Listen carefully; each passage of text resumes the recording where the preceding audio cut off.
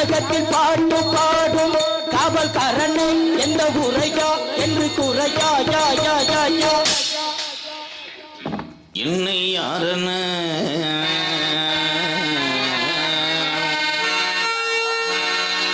என்னை யாரன என்று கேட்ட சின்ன குட்டி முத்து சிற்பி ஐயா யாரன யாரன என்று கேட்ட யாரன என்று கேட்டேன் என்னால் புள்ள சாமியாரே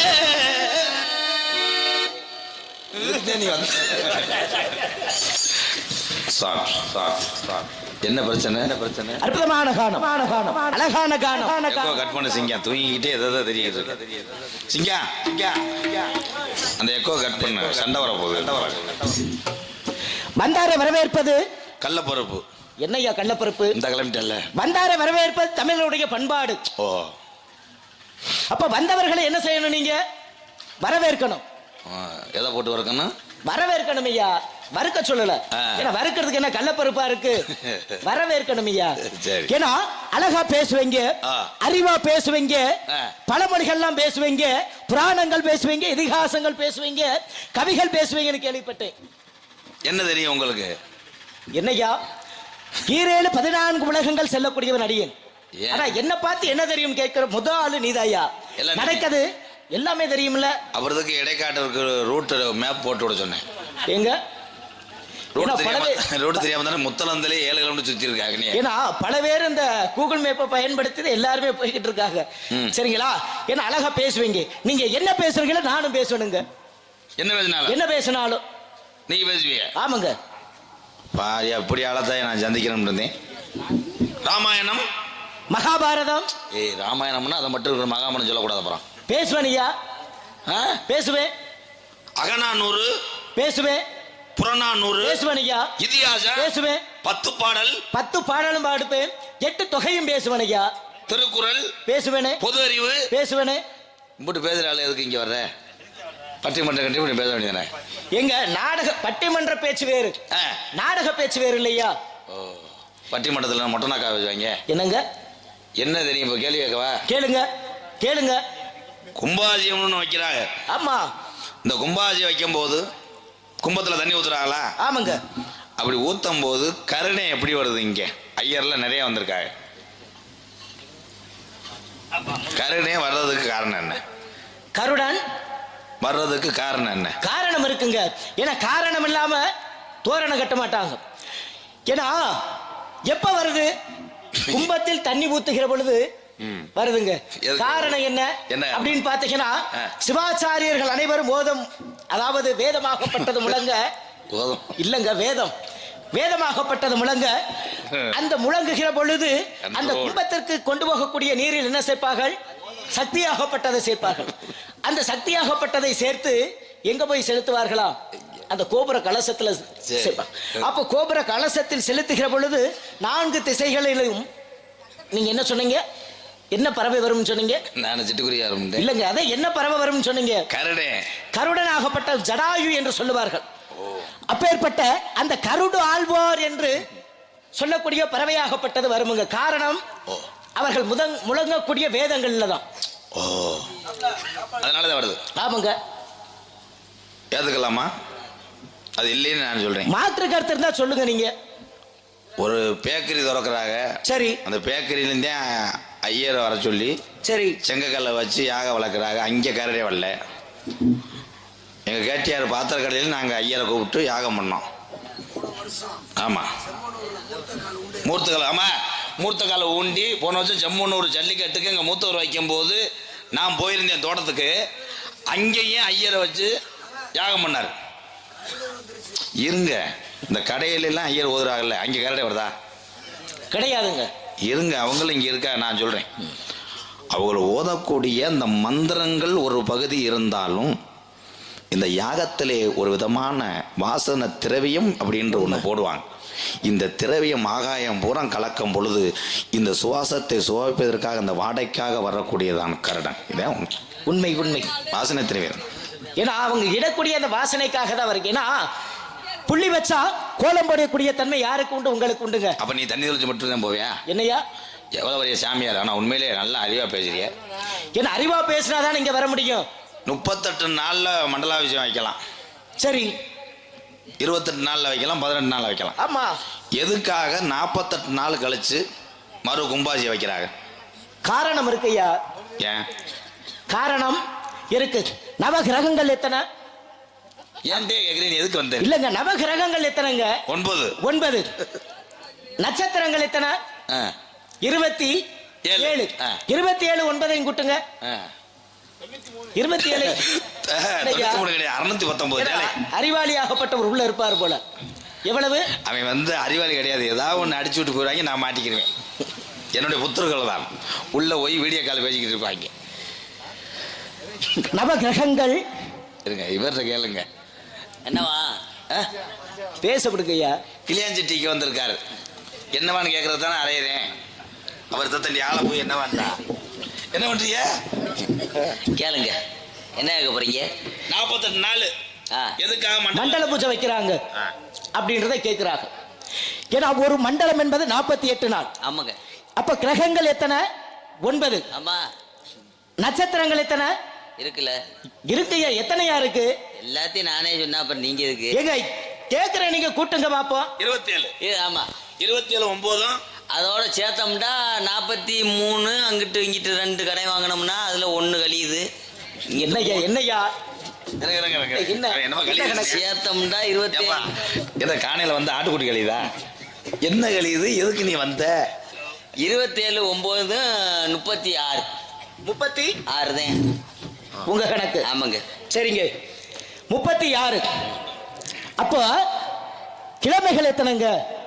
கிரகம் எனக்கு பிடிச்ச கிரகம் அது. கிழமைகள் எத்தனைங்க? உன்னை காது கேட்கல. கிழமை 7. 36 7 எத்தனை? ஏய், நான் வந்து சத்துன்னு அலைஞ்சுருவேன். அப்புறம் ஒரு அளவு சாமியான் வாக்க மாட்டேன் நான். இடைக்காற்று மண்ணுக்கா என்ன மரியாதை செய்கிறேன்? எவ்வளோ மொத்தம் வரேன்? 43 தான் வந்திருக்குன்னு எங்கிட்ட கடை வாக்குறது. இல்ல நான் கேக்குறேன், என்னையா கேட்கிற? இங்க நாரதரா நடிக்க வந்தே இல்ல பள்ளிக்கூட வாத்தியாராய நீ? 33 43 26 இது என்ன கொடுமை தானா? வேற எதுனாலும் கேளுங்க. இதெல்லாம் நான் 3ஆவதுல படிச்சுட்டேங்க. கூட்டல் கழித்தெல்லாம் உங்களால 10 பேரை வீட்டுக்கு போச்சுருவாங்களா? அது யார்? அது கிளவி கெடுத்து விட்டு போயிடாது. தேர்த்தி கொண்டு வந்திருக்கேன் நாடகத்தை. பேசாம என்னை எரிச்சு விட்டு கூட போ. ஏன்னா வேதமாகப்பட்டது 4. அப்ப அனைத்தையும் இணைக்கின்ற பொழுது எத்தனை வரும்? 40. எத்தனைங்க வரும்? 8. அப்ப இந்த ஒரு காரணத்துக்காக என்ன பண்றாங்க, அந்த நவகிரகங்கள் நட்சத்திரங்கள் கிழமைகள் வேதங்கள் அனைத்தையும் இணைத்து 48. அப்ப அந்த 48 என்ற காரணத்தோடு தான் ஒரு மண்டலமாகப்பட்டதுன்றதை கொண்டு வந்திருக்காங்க. ஆமாங்க, ஒரு மண்டலத்தை புதுசா ஒரு கோயில் கட்டி அது கருப்பன் சிலையோ விநாயகர் சிலையோ எந்த சிவன் சிலையோ எதா இருக்கட்டும். ஆமா, அது எதுக்காக தண்ணிக்குள்ள போட்டு வைக்கிறாங்க? எங்க அதெல்லாம் போய் பார்த்துக்கிட்டா இருக்க முடியும்? எல்லாத்தையும் நானா சொல்லிட்டேன். அப்படியா சொல்லியா நீ? எதற்காக தண்ணிக்குள்ள போட்டு வைக்கிறாங்கன்னா கோபத்தை தணிப்பதற்காக. சாந்தமாக தண்ணீருக்குள்ள இருந்து குளிர் வந்து அந்த கல்லுக்குள்ளே இருந்ததுனால தான் மக்கள் எத்தனை வேதனைகள் கஷ்டங்கள் வரும்பொழுது இந்த இறைவனாகப்பட்டவன் அந்த குளுமையாக இருந்து நம்மளுக்கெல்லாம் நல்ல வழி நல்ல ஆசி தருவதற்காகத்தான் இறைவன் கல்லு சிலையை தண்ணிக்குள் போடுகிறார்கள். இதில் முப்பாட்டன் வகுத்த கணக்கு சும்மா கிடையாது. நான் கோடாங்கி வேற என்ன சும்மாவா? ஏன்னா நான் சிறு வயதில் இருந்து அருமை சகோதரரை இவ்வளவு பேர் இல்லை. சித்திர திருவிழாவில் மதுரையிலையும் மானாமதுரை பரமக்குடி இங்கெல்லாம் ஏன் தண்ணி பிடிச்சி எடுக்கிறா சொல்லுங்க? இப்படி கேட்டா என்னத்தையா சொல்றது? அழகர் எங்கே போயிட்டு வர்றாரு? அழகர் கொடைக்கானலா?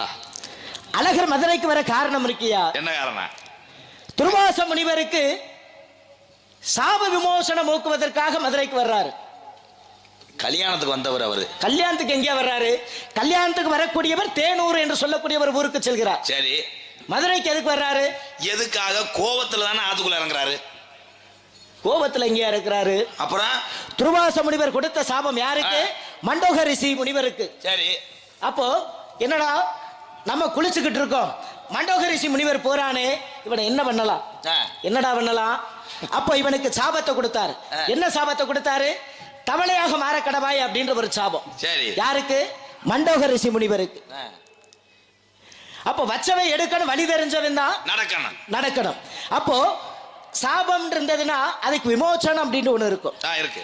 இன்பம் இருந்தா துன்பம் இருக்கு. இரவுன்னு ஒண்ணு இருந்தா பகல் இருக்கும். அப்ப துர்வாச முனிவரை சொல்லுகிறார். அப்போ மதுரைக்கு ஐயன் அழகராகப்பட்டவர் செல்வார். எங்கு செல்வார்? தேனூர் மண்டபத்திற்கு செல்வார். ஆனால் தேனூர் மண்டபத்திற்கு செல்ல விடாமல் அவரின் குதிரையின் கால்களை தாங்கள் பற்றி இணைத்து வைகை ஆற்றிற்கு செல்ல வேண்டும், வைகை ஆற்றிற்கு செல்வதற்கு திசை திருப்ப வேண்டும் அப்படின்னு துர்வாச முனிவர் சொல்ல, அவர் பேச்சை கேட்ட மண்டோக ரிஷி முனிவர் என்னவென்றாரு? வைகை ஆற்றிற்கு செல்கிறார். வைகை ஆற்றில் இறங்கியவுடன் நாரையாக மோட்சம் எடுத்து பிறக்கிறார். ஏன்னா நீங்க சொன்னது மாதிரி அங்க போகலாம். மண்டோக ரிஷி முனிவரின் சாபம் நீக்குவதற்காக தான் மதுரையிலே வந்து இறங்குறாருங்க. சரி, அது என்ன இது? சரிண்ணா, ஒரு காது ஊத்து வீட்லயோ ஒரு கல்யாண வீட்லயோ இல்ல ஒரு கோவில்லையோ சரி வாழை மரம் எதுக்காக கட்டுறாங்க? இப்ப வாழை மரம் கட்டுவாங்க. அப்ப இலைக்கு எதுக்கு பந்திக்கு இலை ஓடுறாங்க, என் தண்ணி தெளிக்கிறான்னு கேப்ப. சரி, வாழை மரம் எதுக்காக கட்டுறா சொல்லுங்க? வாழை மரமாகப்பட்டது ஏன்னா மற்ற விதைகளை போட்டா என்னாகும்? மரமாகப்பட்டது முளைக்கும். ஆனா வாழை மரத்தை வாழை விதையை போட்டா முளைக்குமா? வாழைக்கு எதுங்க விதை? விதை என்பது கிடையாது. இல்ல. அப்போ இறைவன் கொடுத்த அருளால் என்ன பண்றாங்க? இறைவன் கொடுத்த அருளால், ஏன்னா எல்லா மரங்களுக்குமே ஒரு உயிர்த்தன்மை உண்டு. உயிர்த்தன்மை உண்டு. தேங்காய் வைக்கிறோம். அப்ப அந்த தேங்காயை அந்த குடுக்கையோட போட்டோம்னா மரமாகப்பட்டது முளைக்கும். ஆனா வாழைப்பழத்தை போட்டா முளைக்குமா? முளைக்காது. அதே போல மாங்காய் இருக்கு. மாங்காய் அப்படியே விழுந்துச்சுன்னா என்ன ஆகும்? மரமாகப்பட்டது முளைக்கும். ஆனா வாழை மரமாகப்பட்டது முளைக்காது. சுப நிகழ்ச்சிகள் நடக்கக்கூடிய ஒரு இடத்தில் உண்மை பயன்படுத்துவார்கள் என்று இறைவன் கொடுத்தார்கள். அதே போல பாத்தீங்கன்னா மருதாணி பார்த்தீங்களா? மருதாணி யாருக்கு வைப்பாங்க? கையில வைப்பாங்க. கையில தயா யார் வைக்கிறது? ஆம்பளை எல்லாம் வச்சு ஆம்பளைக வைக்கிறாங்க. குறிப்பா பெண்களும் வைப்பார்கள். ஆமா, குறிப்பா பெண்களும் வைப்பார்கள். காரணம் என்னங்க? காரணம் என்ன? நல்ல சிவப்பா கை தெரியிட்டு. சிகப்பா கை தெரிஞ்சா போதுமா? மருதாணியாகப்பட்டவள் ஒரு பெண்ணு தாய். மருதபாசினி என்ற பொண்ணு எவனுக்கு பயந்து கொண்டு ஐயோ என்று சொல்லக்கூடிய எமன் பொண்டாட்டி ஓடி வந்து ஒளிய அடைக்கலம் கொடுக்கிறது யாரு? மருதபாசினி என்று சொல்லக்கூடிய பெண். இவர் ஆத்திரத்துல வந்து என்ன பண்றாரு? வெட்டி எடுத்துறாரு. யார? அந்த மருதபாசினி என்று சொல்லக்கூடிய பெண்ணு. அப்போ மருதபாசினி என்று சொல்லக்கூடிய பெண்ணை வெட்டி ரத்த பெருக்கெடுத்து ஓடுகிறது. அப்போ ஓடுகிற பொழுது என்ன ஆகிறா? அந்த ஐயோ என்று சொல்லக்கூடிய பெண்ணாகப்பட்டவள் பக்ரி அணைக்கிறான். பக்ரி அணைக்கின்ற பொழுது அவருடைய கையாகப்பட்டது செந்நிறமாக மாறிவிடுகிறது. செந்நிறமாக மாறிவிடுகிறது. அப்ப என்ன பண்றாரு அப்படின்னு பாத்தீங்கன்னா, எனக்கு அடைக்கலம் கொடுத்தா நீங்க அவ உயிரை வெட்டலாமா? அவ உயிரை வெட்டலாமா? வெட்டக்கூடாது. ஆனா நீங்க அவ உயிரை வெட்டிவிட்டீங்க இல்லைங்க, அவளுக்கு விமோச்சனம் கொடுக்க வேண்டும். என்ன விமோச்சனமா? ஏன்னா புருஷன் பொண்டாட்டி சொன்னா புருஷன் கேட்டாகணும். இல்ல அதுக்கு ஒரு பிரச்சனை நடக்கும் குடும்பத்துல. அதே போல பாருங்க, மருதவாசினியாகப்பட்டவள் வேண்டுகிறார், எங்க வெட்டிவிட்டீங்க, அதனால் அவளை தாங்கி பிடிச்சு எனது கையாகப்பட்டது செந்நிறமாக மாறிவிட்டது. அதனால் யாராக இருந்தாலும் மருதவாசினி என்று சொல்லக்கூடிய பெண்ணை அரைத்து கையில் வைக்கிறார்களோ அவர்களோட உயிரை தாங்கள் பறிக்க கூடாது அப்படின்ற ஒரு வரத்தை கேட்கிறார். மருதாணி வச்சா உசுர பிடிக்க மாட்டாரு. உசுர பிடிக்க மாட்டாங்க. அப்ப கிளை யாரும் இழுத்தா கூட மருதாணி வச்சு எங்க அது வேறங்க இது வேறங்க. அது இல்லையா? ஏன்னா மருதவாசினி என்று சொல்லக்கூடிய பெண்ணாகப்பட்டவள் தான் மருதாணி. இன்னைக்கும் பாருங்க, சுப நிகழ்ச்சிகள் நடக்கக்கூடிய ஒரு இடத்துல அந்த மருதவாசினி என்று சொல்லக்கூடிய பெண்ணை பயன்படுத்துவார்கள். ஏன்னா பயன்படுத்தினாங்கன்னா யமதர்மனாகப்பட்டவன் வந்து அந்த உயிரை கவர மாட்டாராம். இது யார் கொடுத்த வரம்? யமனு யாருக்காக? தன் மனைவிக்காக கொடுக்கப்பட்ட வரம். யாரையா நீங்க? நாங்க யாரா இருக்கட்டும், நீங்க யாரு? எல்லாரும் கூப்பிடுவாங்கல்ல, இந்த ஆள் திருந்த மாட்டாப்புல, எல்லாரும் கூப்பிடுவாங்கல்லையா, அவர் தாயா நானு. அதே யாருன்னு கேட்டேன். எல்லாரும் எப்படி கூப்பிடுவாங்க? எங்க அம்மா அப்பாவுக்கு மையன் நீங்களா? ஆமா. உங்க அம்மா அப்பாவுக்கு மையன்? எங்க அம்மா அப்பாவுக்கு மையன் நான் தாயா இருக்க முடியும், ஊர்ல உள்ளவனா இருக்க முடியும். அதை கேட்கல. சரி, நீங்க யாருன்னு கேட்கிறேன். என்னையா? என்ன பார்த்தா எப்படி தெரிகிறது? பார்த்தா தர்பூசணி பழ வியாபாரி மாதிரி தெரியுது. என்னையா யார் மாதிரியா தெரியுது? ஆளை பார்க்க ஒரு மாதிரியாத்தான் தெரியுது. ஒரு மாதிரினா யாரு? சாமியார் மாதிரி தெரியுது. சாமியாரு? ஆமாம். எதை வச்ச சாமியாருன்னு சொல்ற? சாமின்னா என்னன்னு தெரியுமா ஐயா? இருக்குல்ல. என்ன சாமின்டா? சாமிதான். சாவை மிஞ்சியவர்கள் தான் சாமியார். ஆமாங்க.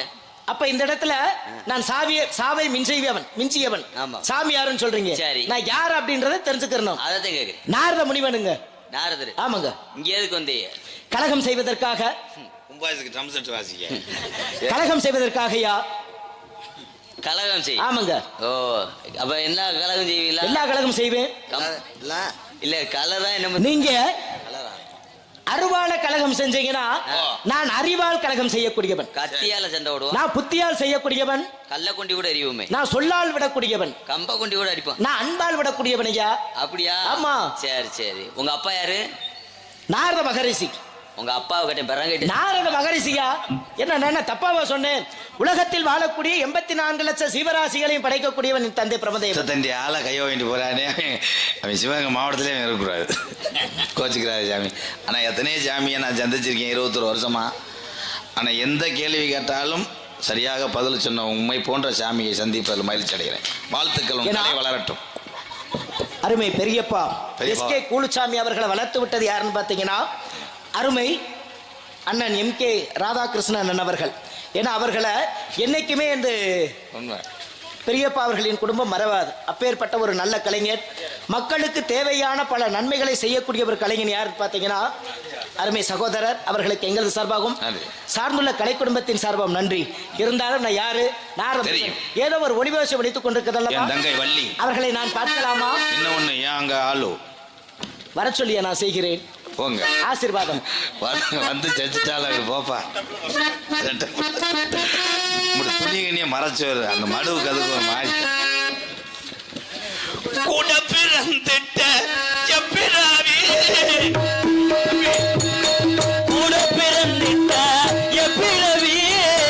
அண்ணா செருப்புஞ்சோ நான் என்னடா வர முண்டை. ஒரு நாளும் பிரியாத எந்த தம்பி